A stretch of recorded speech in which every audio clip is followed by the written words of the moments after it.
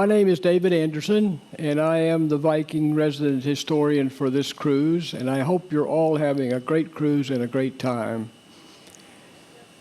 You may have noticed the beautiful images on the wall coverings of the stairwells on this ship.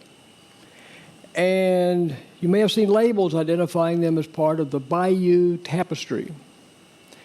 Well, this lecture this afternoon is going to be a lecture about the wallpaper. Who knew? Who knew you'd have a lecture about the wallpaper? You know, there's a quip, isn't there, I think, about are we about as much fun as watching wallpaper dry? But actually, this wallpaper is a lot of fun, and we're going to talk about the story on the Battle of 1066 and the Battle of Hastings, which the wallpaper is a story of, and its connection to Viking cruises. So we'll get started. This talk is divided into 4 parts. The first part will be the importance of the Bayeux Tapestry. Why is it important? What is it and why is it important? Second, we'll do a historical background for a bit. I'm a historian. I have to do the historical background, and particularly how the Bayeux Tapestry connects to Viking history or Viking culture, which is a part of the story of why it's on this ship. Then we'll look specifically at the year 1066 and the Battle of Hastings. And finally, we will talk a little bit toward the end about the Viking enrichment program, which is available here on board the Viking Vela. So, the importance of the Bayeux Tapestry. As we will see, the tapestry is a blow-by-blow narrative of the Battle of Hastings in 1066. And but it's more than that. It's a depiction of life in Western Europe around that time, around the 11th century. It's a remarkable history of just life at that time. But in addition to being history, it is also incredible art. This is a masterpiece of fabric art, and it's 1,000 years old. It's not actually a tapestry. A tapestry is a fabric where the image is woven as the fabric is woven into the fabric, and it's often used for carpets or drapery. That kind of thing is a tapestry. This is actually an embroidery. It's 230 inches long, about 20 inches high, wool embroidery on fine linen. But it's commonly, though, referred to as the Bayeux Tapestry. Well, history is all about stories. And this one is a doozy. This is a story that Hollywood movie directors would look for if they were looking for a script. It has violence, it has intrigue, it has mystery, it has betrayal, has everything a producer looks for to make a blockbuster, but it's missing one ingredient. There's no sex in the story. And that's important to the story, however, though. And we'll see why the absence of sex is important. It basically depicts a power struggle. It was an ambiguous situation in time in the history of England. And the other thing to remember is this is the Norman version of the battle. It's one side, it's the victor's version. So keep that in mind as we watch this. It begins with King Edward the Confessor. He was the King of England in 1064 when our story actually begins, a couple of years before the battle. And Edward the Confessor had a problem. He was so pious, he was celibate. Now that's a problem for a king because he had no heir. He had no children. And he did have a political marriage, So he had a wife and he had a brother-in-law, as we'll see, but he himself was celibate. He had no children. So there was going to be a struggle for succession when he died. Who was going to be the next king?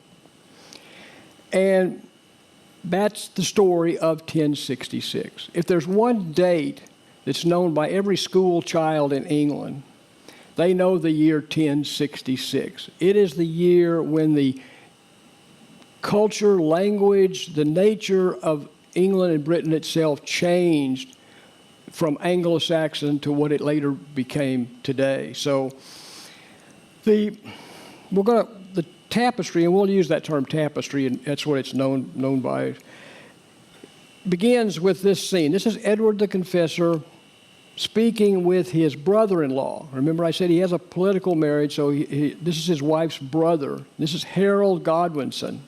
And Harold Godwinson is a noble. He's an Earl of Wessex in southwest England. And Edward the Confessor is telling Harold Godwinson that he has made his decision who will be his successor. And he has said that he has chosen as his successor his closest blood relative, which is his first cousin once removed, who is the Duke of Normandy, William the Duke of Normandy. And Edward is dispatching now Harold on a mission to Normandy to tell William of the decision, to let William know that William will be the next king, will follow Edward.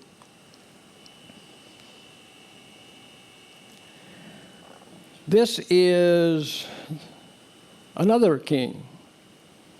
There will be 3 kings in 1066. The first is Edward the Confessor. The second king is Harold Godwinson. This is a scene, very important scene in the tapestry, of Harold Godwinson being crowned King of England in January 1066, January 6, 1066. He's got the crown, the orb, the scepter, and this is King Harold II, it says. Wait a minute. Wasn't Harold supposed to go tell William that William was going to be the next king? Now the plot thickens, right? Was this a betrayal? Is Harold a usurper? Well, certainly William thinks so. William thinks this is a betrayal.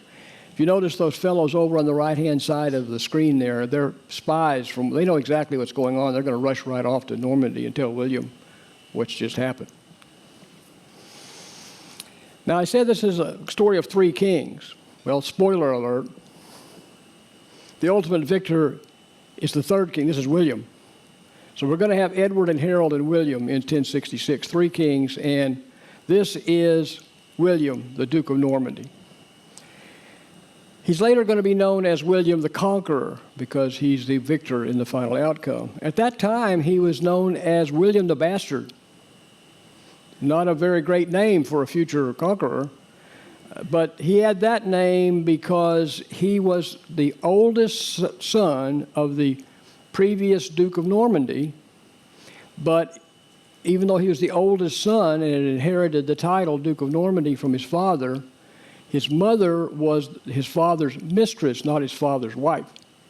So his political enemies always referred to him as William the Bastard.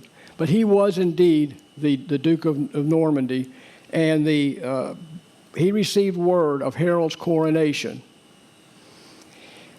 That coronation had been held in Westminster Abbey. It was the first coronation to be held in Westminster Abbey was brand new, 1066. And William was a Viking descendant. He was descended from Viking warriors, although by 1066 he was pretty French himself, actually.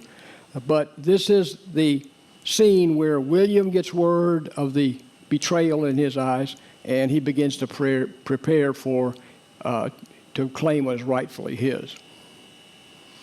This may be one of the most important scenes now in the whole tapestry. This is William on the throne on the left, and that's Harold in the center. When Harold gets to Normandy to tell William the news that William will be the next king, when he arrives, there's this battle going on between the a dispute going on between William and the Duke of Brittany. And actually, William and Harold join forces after Harold arrives. They go and defeat the Duke of Brittany. William is grateful. He benights, he makes Harold a knight. And this is in the cathedral at Bayeux in France. And this is Harold putting his hands on the sacred relics in the cathedral in Bayeux and pledging his loyalty to William, the future king. Now remember, this is the Norman version, okay? This is the version the victors tell about. But that is Harold there pledging his loyalty to William. Very important scene in the tapestry is, as I said, it's 230 inches long, and there are still existing some 56 panels. There's a lot of scenes here, but this is one of the key scenes in the whole thing. This is panel 48. This is toward the latter part when the battle is really getting ready to start. And this is William's cavalry riding out to Hastings to go to battle with Harold's army. Now, only 14% of the tapestry actually deals with the Battle of Hastings. Most of it's the background, all this intrigue going on between Edward and Harold and William. And the story is a lot of detailed information. Most of it's in the main center part of the screen. But there's also these borders, top and bottom, all throughout the tapestry. And they're a real mystery in many cases to historians and scholars. There's a lot of animals. Some of them are real animals, some are mythical animals. We don't know exactly. The mythical ones might be from family crests or something. There's scenes of farming, there's scenes of cooking food, there's scenes of carpentry in the borders. There's even naked people in the border. What's that about? Well, there's been a lot of speculation what these nude figures are. Not many, but they're there, definitely, no question. The one theory is that these may have been soldiers stripped of their armor, practicing their fighting or whatever. If this is a man and a woman, it could be a scene of a man attacking a woman. That's another interpretation. The Victorians, some Victorian ladies stitched a replica of the tapestry. Beautiful, beautiful replica. It's on display in up around New York and northern England. They stitched clothes on the naked figures. they didn't quite couldn't figure this out, so they clothed the figures. It wasn't exactly historically accurate. But the original has these naked figures on it. Well, it's certainly clear from the tapestry who is the victor and who is the vanquished. The person in the center here is Bishop Odo, and it says right above his head in Latin, Odo. Here is Odo. Odo was William's brother, and he was the bishop of Bayeux. And he's in the midst of the battle. And he's carrying a club because priests were not allowed to carry swords or weapons. So he's got a club, and he's urging on the Norman soldiers. And we believe that it was Odo, Bishop Odo, who commissioned the making of this account of the battle after it was over. And the tapestry was finished about 1090 or so, several years afterwards. And it's certainly, this scene here, we think Odo commissioned it, and he gives himself kind of a prominent place in the story. And here we can see him in one scene. He appears some other places. For a long time, it was thought that Queen Matilda, who was William's wife, had designed this and supervised it. But historians are pretty certain now that this was the work of Bishop Odo, and he had it done and had the work done. Panel 57, almost the next to last panel on the scroll, records Harold's death. It says, here Harold is killed in Latin. And there's definitely, we know Harold died that day. Historians know that William was the victor. Harold died on the battlefield. There's been a lot of debate over how Harold died. The story is that he was struck in the eye by an arrow, And you can see on the left side up there, that's Harold with gripping an arrow in his hand, struck in an eye by an arrow, and that killed him.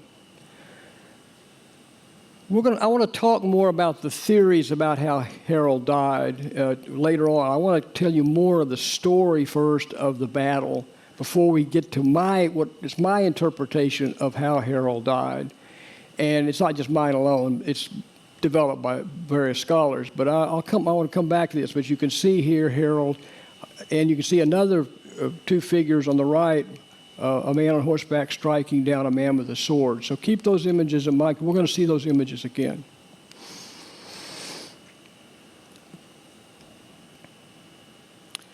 The tapestry also deals with a lot of historical details. Here you see I think I may have skipped one. Let me see.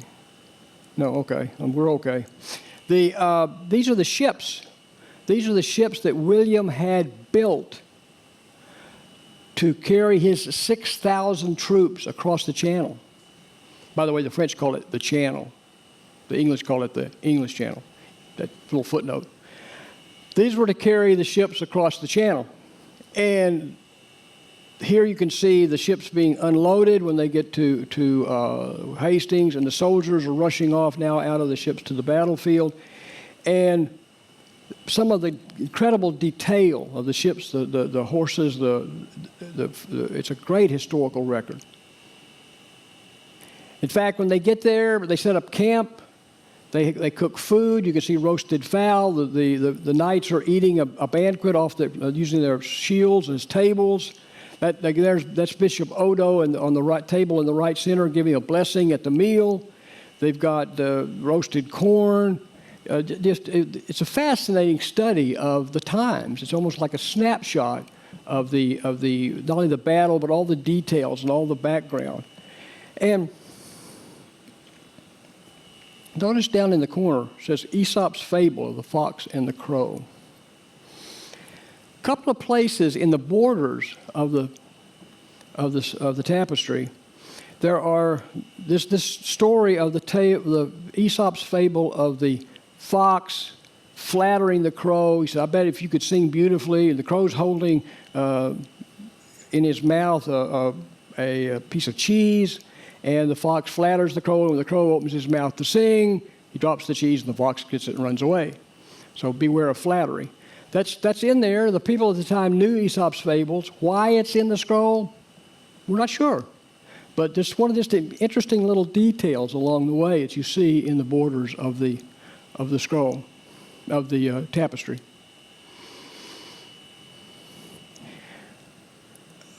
The last symbolism. This is Harold when he was going to give his message. That part of the story where he's going to Normandy to give the message at the beginning, and he's carrying a falcon.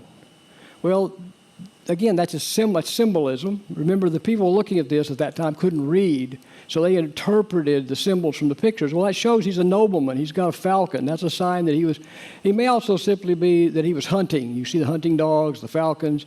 But this is and on the right-hand side, you see that's Harold carrying a falcon. He's also wading the water to get into his boat. He's holding his tunic up to get in the water. It's incredibly detailed, and you can just imagine these scenes in reality.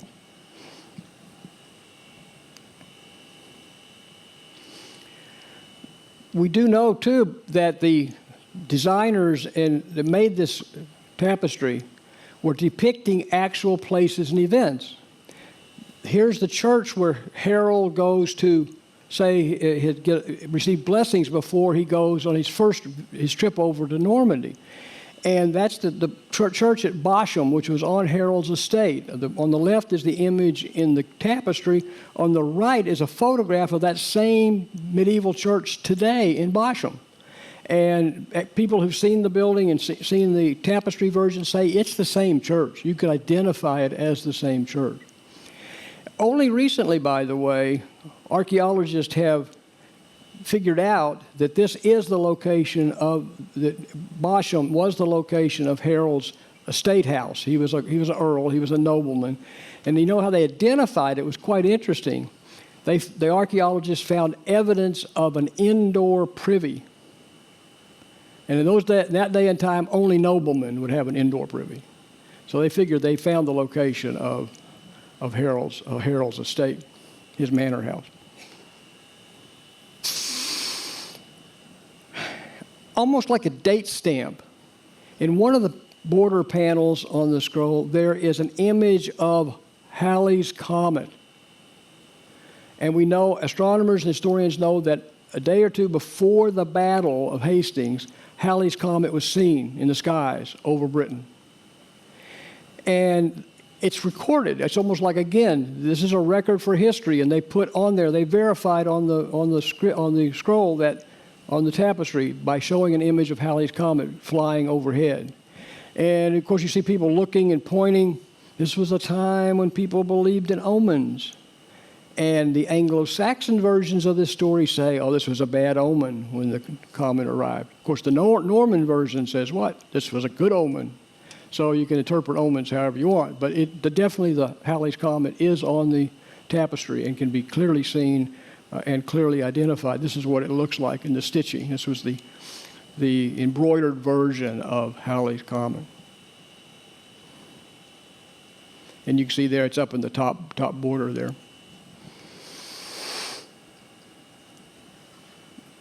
Beyond the story, which is fascinating, and I'm going to come back to the story in more detail in a few minutes, but before we get back to the story, the embroidery is itself one of the finest pieces of medieval art still in existence.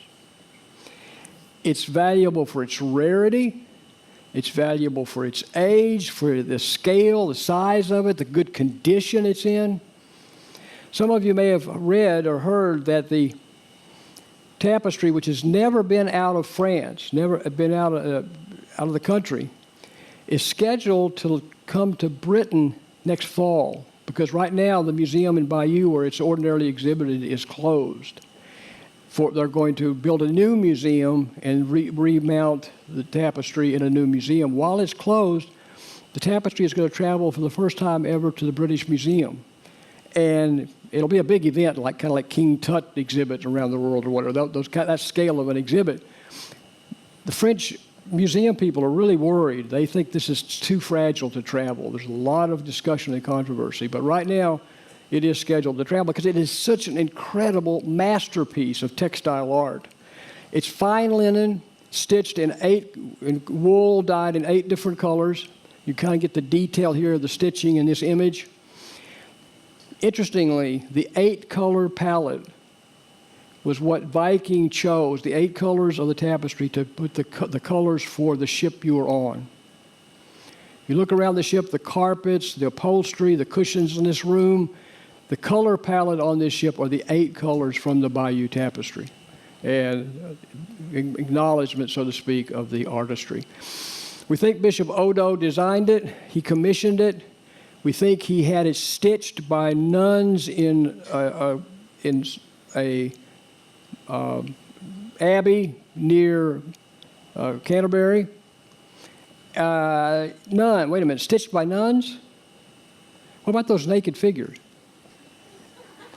Who got the assignment to stitch the naked figure? Actually, it may not be quite as scandalous as it sounds. The nuns, they're called nuns in the record. They were living in the convent.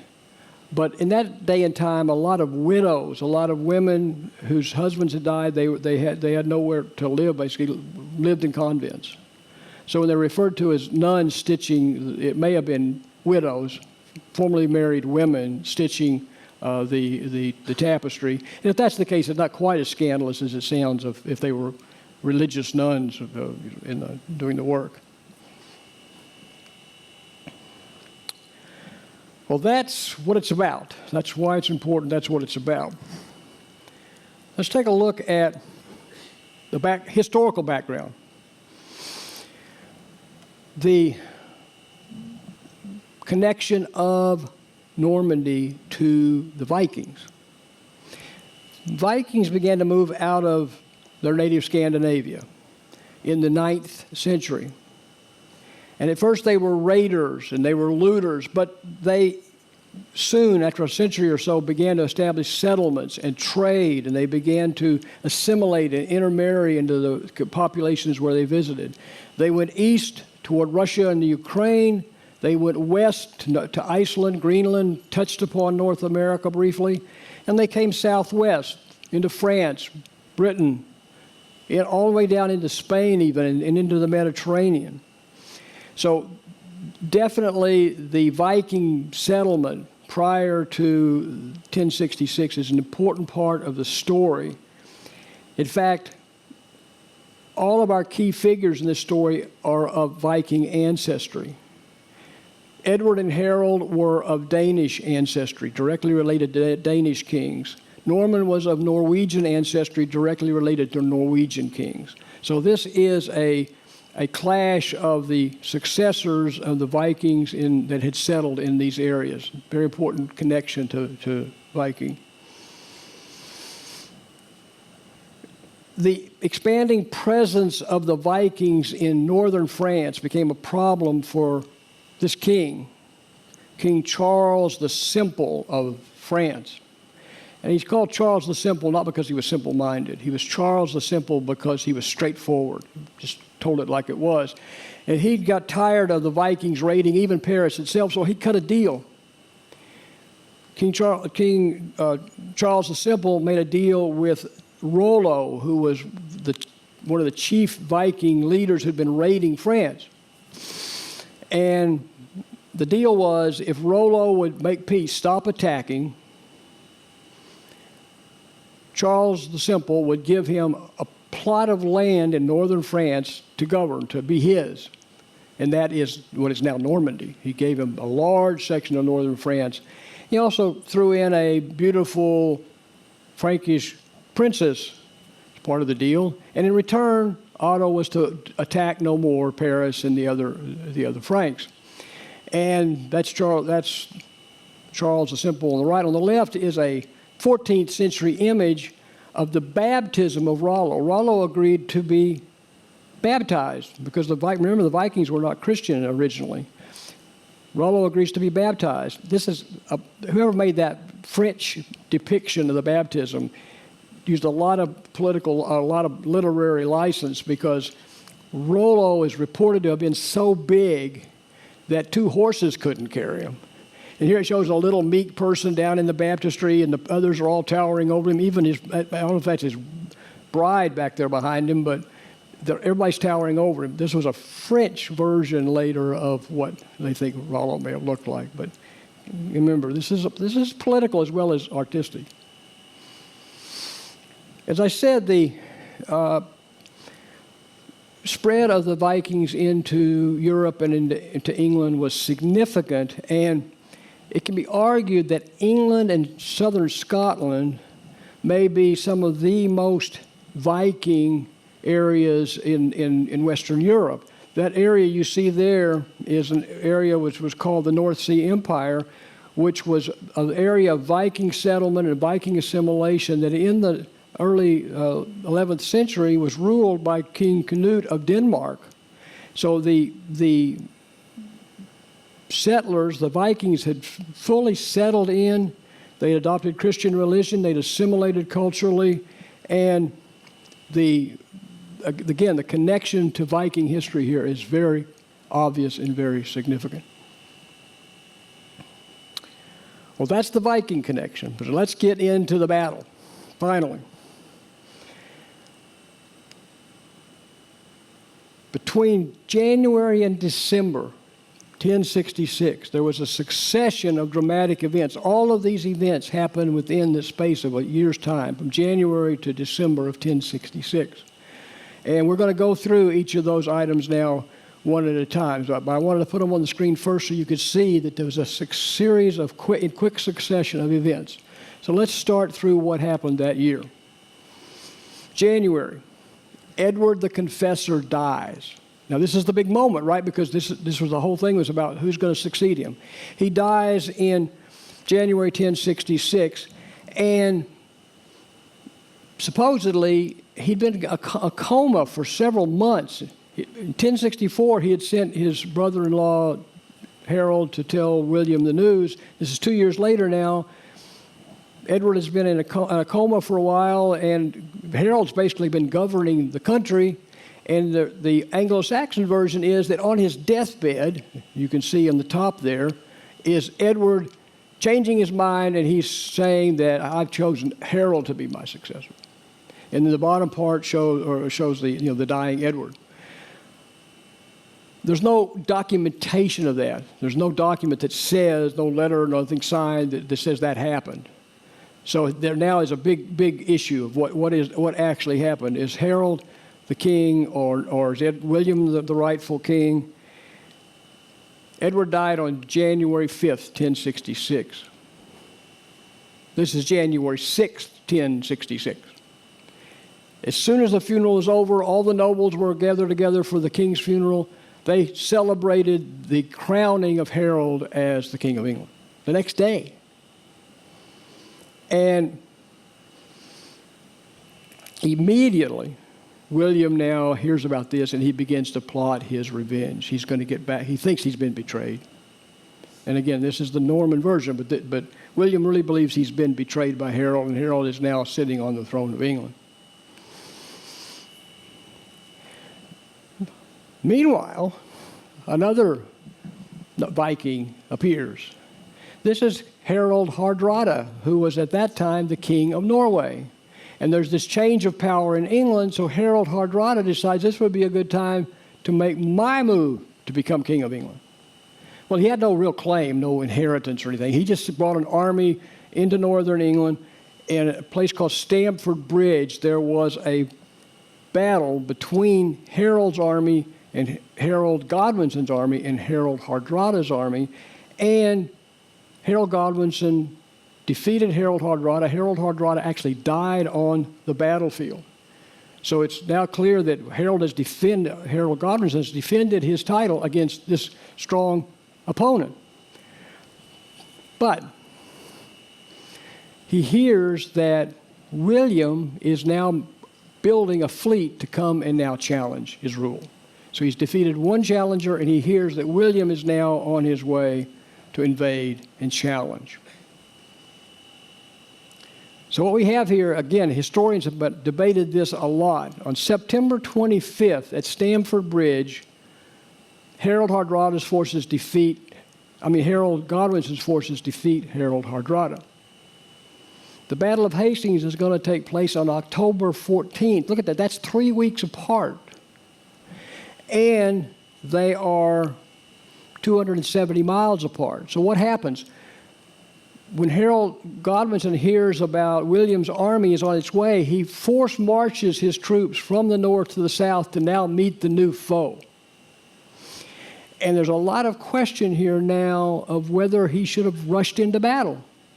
His troops were exhausted. It was a long way. Why rush? No less a person than Harold Godwinson's mother said, "Son, why don't you wait?" But did he listen to his mother? No. Probably a lesson in there somewhere, right? But he rushes down to Hastings to confront William. There's a lot of discussion among historians about what if Harald Hardrada had won, that it may have been a Norwegian dynasty, and I mean the whole history of England and might have been different in governance and language and culture and all kinds of things. But we know the actual fact is, speculation aside, William the Conqueror was the victor at the Battle of Hastings. And let's come back now to that story about the arrow. According to tradition, Harold was killed by an arrow in the eye. And a lot of historians, including myself, think that the odds against an arrow, out of all these people in this battle, there's thousands of people in this battlefield, and an arrow strikes the eye of the king of one side and kills him on the spot, and that decides the battle. There's a lot of suggestion, maybe divine intervention or something. I mean, this is a Norman version, like it was destined to be. I think a more likely explanation is that he was struck, that Harold Godwinson was struck by an arrow, and That arrow is definitely there on the tapestry. There's been some discussion, was it tampered with or whatever? I don't think so. But I think that other figure on the right, on the ground, that's also Harold, because the heading says, "Here dies Harold." I think Harold was injured by the arrow, fell to the ground, and then another soldier killed him with a sword. But this is the death of Harold. And with Harold dead, William is the clear victor, and the tapestry ends here. We know there was more to the tapestry originally. There were at least a couple of more panels.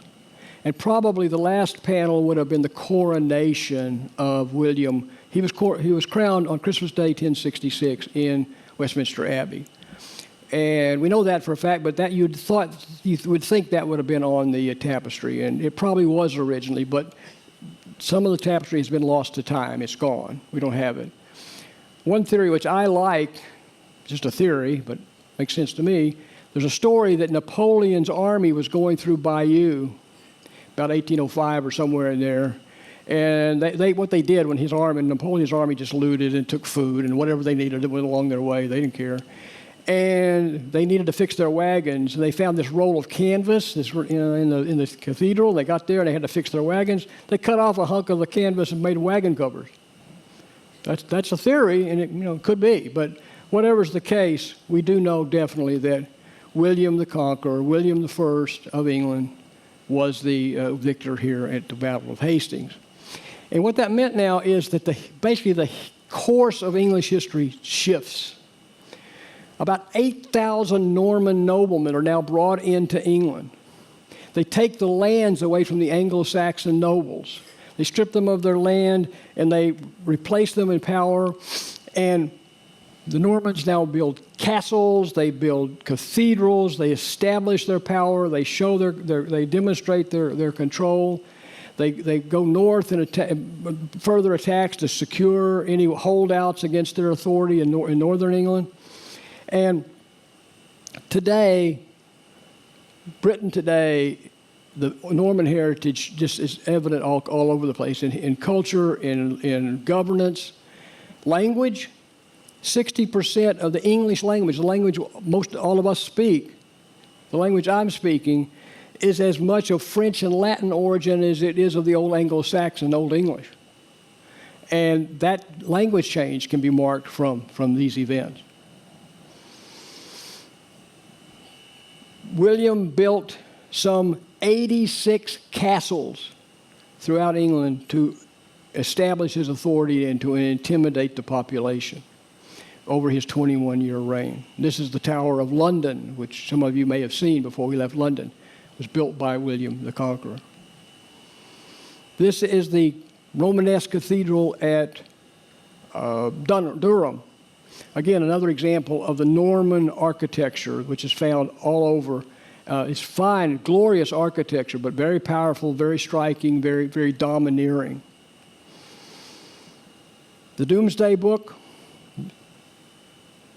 William had the holdings of all the nobles. These are the new nobles that came over, his Norman nobles, but to control them, he listed all the property they had in the Domesday Book and used that list to be sure they paid the right taxes, and he knew who had what. So this is a very centralized, very strong Norman government. The tapestry, because it's so important of a record of all these events, has had a quite interesting history. On the left, it's not surprising, when the Nazis occupied France, they began to loot art treasures. And the tapestry, the Bayeux Tapestry, was one of the most precious of all the French art treasures. And the Nazis came, they inspected it, they rolled it up, they cratered it up, they were going to send it to Berlin. The war ended. It never left France, it never went back to Berlin, but that's an image there of the Nazis' interest in the tapestry. On the right's a very clever, kind of acute impact of the tapestry. This was the New Yorker magazine in 1944, after D-Day, after the D-Day invasion. And the artist for New Yorker magazine used the Bayeux Tapestry motif, the design recognized by many people, the Bayeux Tapestry, and it shows Roosevelt and Churchill and de Gaulle and these people in these scenes of the D-Day victory. And that was, again, copying the design of the tapestry. And the public, many of the public would have recognized that for what it was. This is the Bayeux Cathedral. If you ever get a chance to go, I would recommend it. Go to Bayeux and see the tapestry in its home. We know from research that the tapestry was exactly the dimension to fit in the nave of the cathedral. And this was Bishop Odo's cathedral. So he had it made. It was designed to fit in this cathedral. It was displayed about once a year. It was kept protected. About once a year it would be brought out and put up and displayed, and then it would be put away again. And then there was a period of a few hundred years when it wasn't even unpacked. It was never brought out. So one reason why it is in such good condition today and so well preserved and good colors and basically in one piece is because it was well cared for and taken care of in the cathedral in Bayeux. So that's the story of the tapestry, the battle, the three kings, and how they're connected to Vikings. On the ship here, there is a Viking enrichment program. There's information about Vikings. And just for a couple of minutes, I want to just mention to you a couple of things. There, in the stairwell, as I said, there are scenes from the tapestry that decorate the stairwell, and they're labeled with signs. And if you want to follow the story yourself, you can start forward, deck 9 in the stairwell. You can go down that stairwell to deck 1, deck A, between 1 and A. Then you can take to the back of the ship, take the elevator up, and start in the back on deck 8 and go down, and they'll be in order. Or you can sign up with me, and I'll give you a tour tomorrow. If you check your Viking Daily, there'll be an opportunity to sign up for a tour of the stairwells, and I'll be conducting on our sea day some tours of the stairwell tomorrow. And I'll talk about this story, but I'll talk about some more of the details that you see up close when you look at it. So, but in addition to there is a Viking Heritage Center on deck 2 near the restaurant. It has a timeline of Viking history. It has Viking replicas of Viking artifacts. Very interesting to learn more about Viking history. That's deck 2 near the restaurant. In that exhibit, by the way, there's a cute little animated cartoon version of the story I just told you, less detail, but you might want to take a look at that. Around the ship, there are Viking art objects. These are the Lewis chessmen. They're rather large chess pieces. They're in the living room near the exchange library there in the living room on deck 1. And these are on display, replicas of the Lewis chessmen, which were Viking chess pieces. That's a replica of a Viking helmet. It's also on display on deck 1. Notice no horns on the helmet. That's what a Viking helmet really looked like. And so there's art and items of Viking art and Viking history around the ship. So what have we done today? We've talked about the Bayeux Tapestry and the Battle of 1066. The tapestry itself is a historical chronicle. It's a record of medieval life. It's an exquisite work of art. It is connected, the Normans are connected directly to Viking heritage. This says 4 kings in 1066 because they talk about Harold Hardrada, but there were really only 3 who had the title King of England, Edward and Harold Godwinson and William. And it was a conquest, an event in English history that changed the nature of England forever. It's very important in English history as well as Viking history.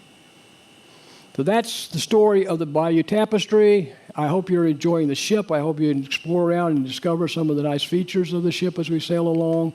And I'm available to answer questions for you. Tomorrow I will be, as I said, conducting some tours. So ask me anytime you see me around the ice cream or wherever you find me. That's a good place to find me. So thank you very much for listening and enjoy your evening.